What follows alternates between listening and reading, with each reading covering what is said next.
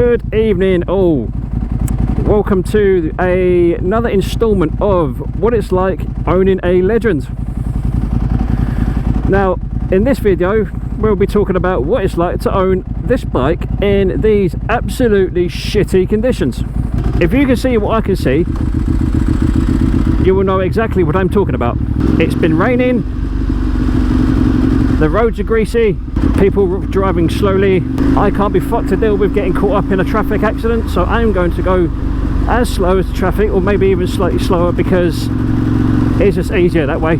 We've already seen what it's like to ride this bike in the warm, dry conditions.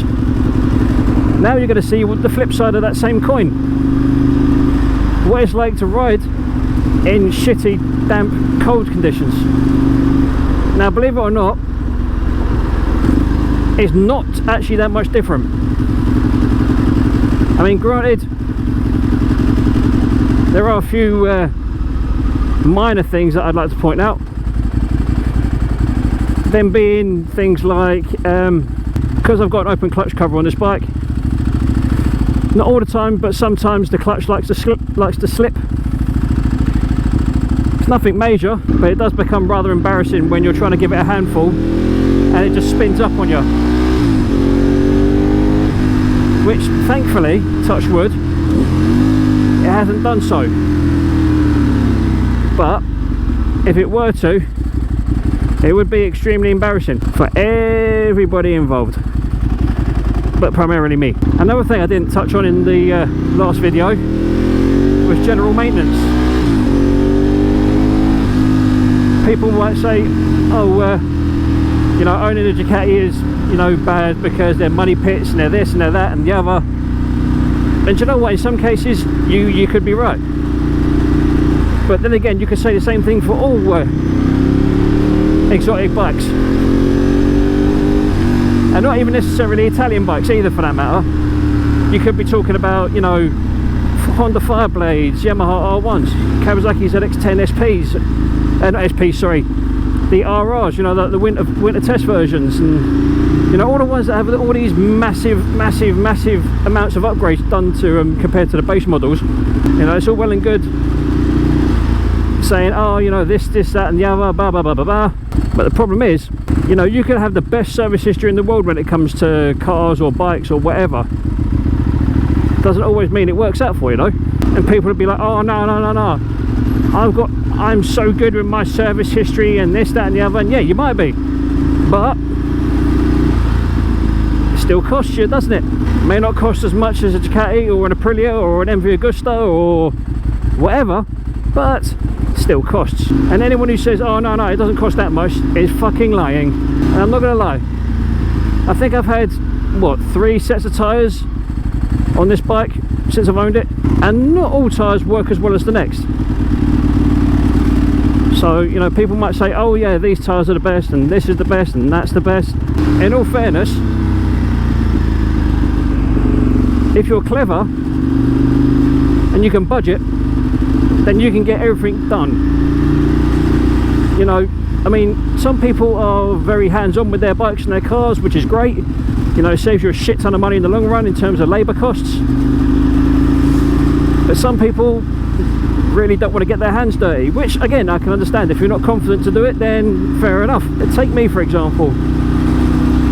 I'm not the most mechanically minded person in the world, but ask me to change spark plugs or oil filters, air filters and so forth, I'll give it a go. I might not know what I'm doing, but I'll certainly give it a go. That's like, for example, like I keep saying with this bike, doing spark plugs is relatively straightforward. It's not the easiest thing in the world, because you have to move the radiator and you've got to completely strip the fucking thing down. Like, you've got to take all the fairings off. You know, you can't do everything for nothing, do you know what I mean? You have to put some sort of effort into it. You can't just look at it and boom, done. So, you know, like I said, there's a little bit of work involved, but if you're happy enough to do the work, then all power to you. If you're prepared to do the work, then you can reap the rewards. So I will not profess to be a Ducati trained technician, which I am not. I will not profess to be a oracle of information. I know absolutely everything. But what I will tell you is, if you've got the right tools, the right literature, anything is possible. And also patience. Patience, time, and the correct equipment. If you've got all of that, then you can do anything. And I'm not, like again, like I keep saying, I'm not professing to be a god. I'm not professing to be a trained technician. I'm not even a mechanic. I work in retail, for fuck's sake. I don't know anything about when it comes to actual taking bikes apart and repairing them. I don't know anything about suspension setup or how to change a chain sprocket or anything like that. I don't know any of that stuff. But like I said, basic maintenance, it doesn't matter whether it's a 50cc scooter or whether it's a 1000cc superbike. The principle is still the same. Now, allow me to break it down for you. Now, these are just guesstimates at the moment because I don't actually have the actual literature to hand, because obviously I'm on the bike. But off the top of my head, a set of tyres will set you back somewhere in the region of, say, 300 to 350 quid. 4 litres of oil will probably set you back somewhere in the region of about maybe 40, 50, maybe 60 quid.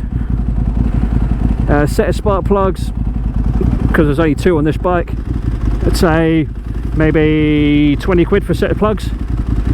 20 quid for an oil filter. As a rule of thumb, you should always replace the cross washers with oil filters, because you can never be too sure, because you don't know what sort of condition the original cross washer's in. Coolant, if you're doing a full flush, probably about 2.5 litres. Oh dear, dear, dear. Oh, red light. So about 2.5 litres, maybe 3 litres of coolant, I guess. Brake pads, depending on your brand. I would say probably about 50 quid for a set of fronts. 50 quid for fronts. Probably about 20 quid for rears. And then there's things like brake fluid, clutch fluid. Again, you can sort of get away with periodically changing that every time you change your pads, or if you're a bit of a stickler like me, every 6 months or so. But again, it's personal preference. You don't have to change the brake fluid every time you change your pads.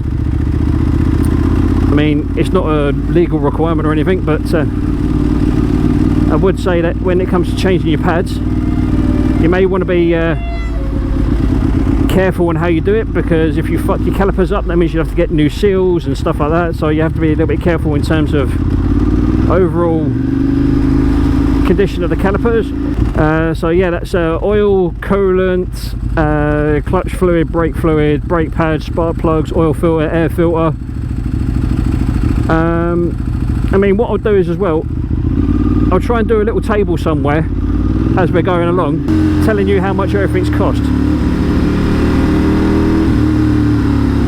And I think what I'm going to do is I'm going to go by not the most expensive of everything, but the sort of middle of the road stuff, you know, stuff that I would actually buy, you know, particular brands. I mean, I know you can get things like OGK and NGK, and no, sorry, not OGK, oh fuck, NGK spark plugs and K&N air filters and all that sort of business. There's a lot of different oils you can go with.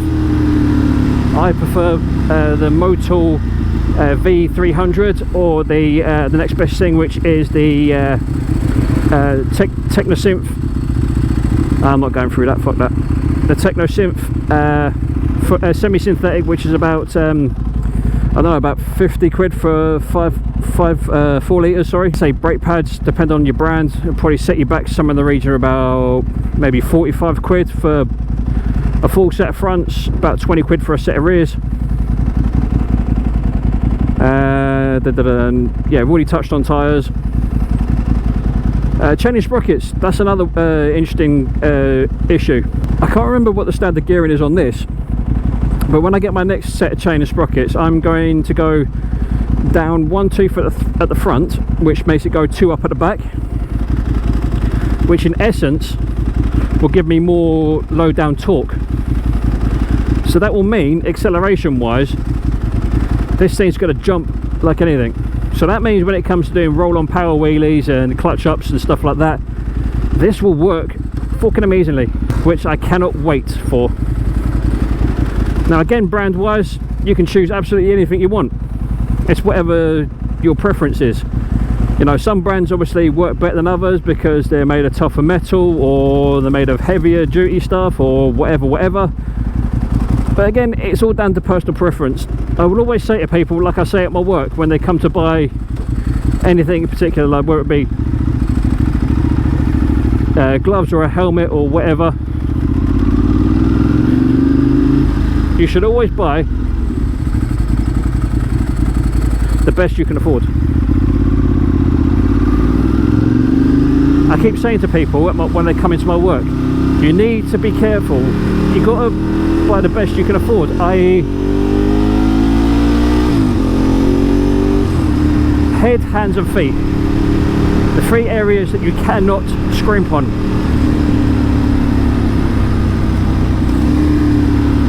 You know, you can scrimp on the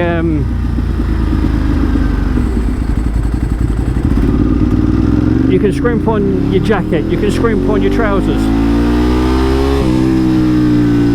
What you can't do is play silly bollocks and spend virtually nothing on your helmet, gloves and boots, which again is something that people do. You'll find that a lot of new riders, and predominantly delivery drivers especially, and I only know this because I used to be a delivery driver for a couple of years, so I know exactly what they're like.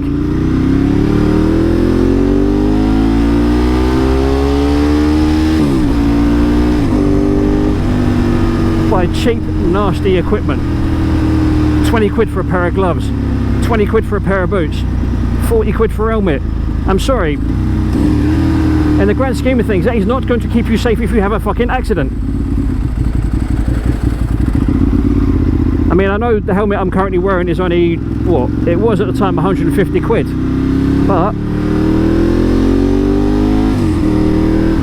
I would quite happily recommend this brand of helmet. It's the HJC IS17 over the cheap shitty things you find on Wish and eBay and Amazon and fuck knows where else. Anything is better than that crap. That's no word of a fucking lie, I'm telling you. Yeah, I've got something in my mouth. But yeah, it's like, it only takes you like one big accident to either ruin your life completely or scare you off from riding altogether. And I'll be honest with you, there's not enough riders on the roads these days. I mean, it's all well and good when you see them out in the summer, but when it comes to like proper, oh fuck me, that's bumpy. When it comes to winter riding, everyone cries off.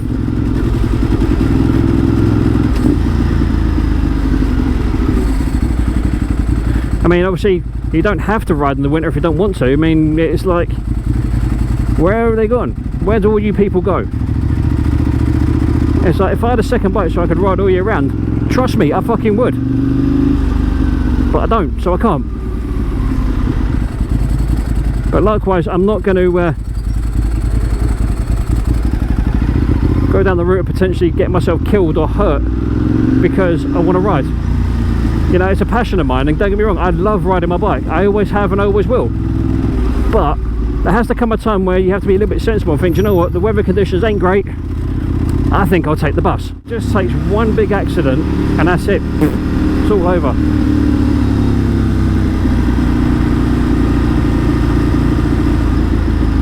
It's like, and this is going to sound so bad,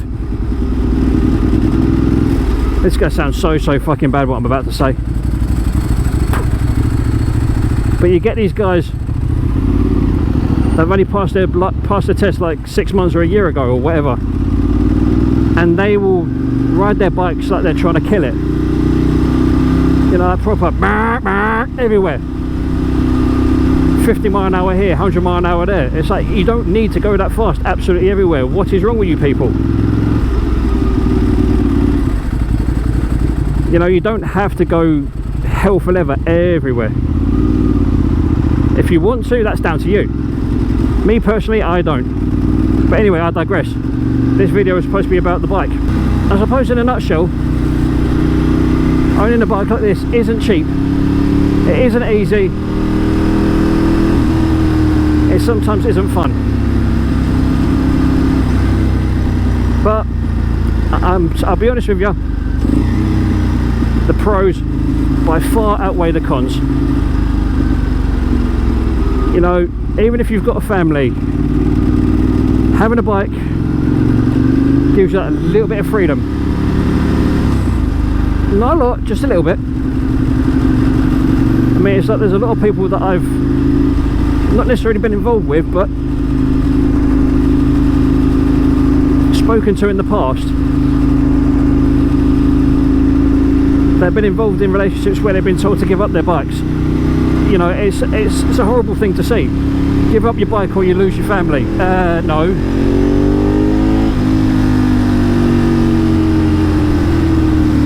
But you feel compelled to do so, otherwise you'll lose everything that you love.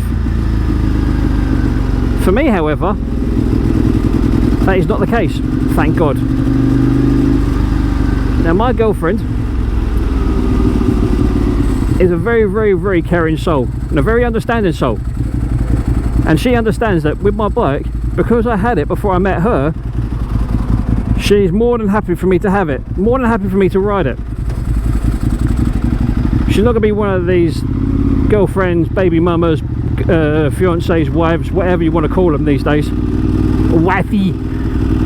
They're going to turn around and say, oh no man, you got to either get rid of the bike or you lose me. And I'm trying to point out she doesn't sound like that either, but you get the idea. But anyway, the gist is, if you're going to own a bike, if you're going to own an exotic bike like this, use your brain, plan ahead, budget. You need to think about what you're doing, where you're going, how much money you're spending. If you buy a bike outright, then all power to you. If you end up buying it on finance, then you have to be a little bit more careful. Like me, for example, I've had this bike 3 years come this July, and yeah, it has been an absolute fucking money pit, but I wouldn't change it for the world. I love it, I love riding it, and I suppose that's really a conclusion to what it's like to own in a Ducati Legends like this. So on that bum note, ladies and gents, I will catch you on the next one. Adios. On a side note, who the fuck wants to cycle to work these days? Who are ya? Who are ya? Oh, now you decide to fucking put your foot down, you absolute golem.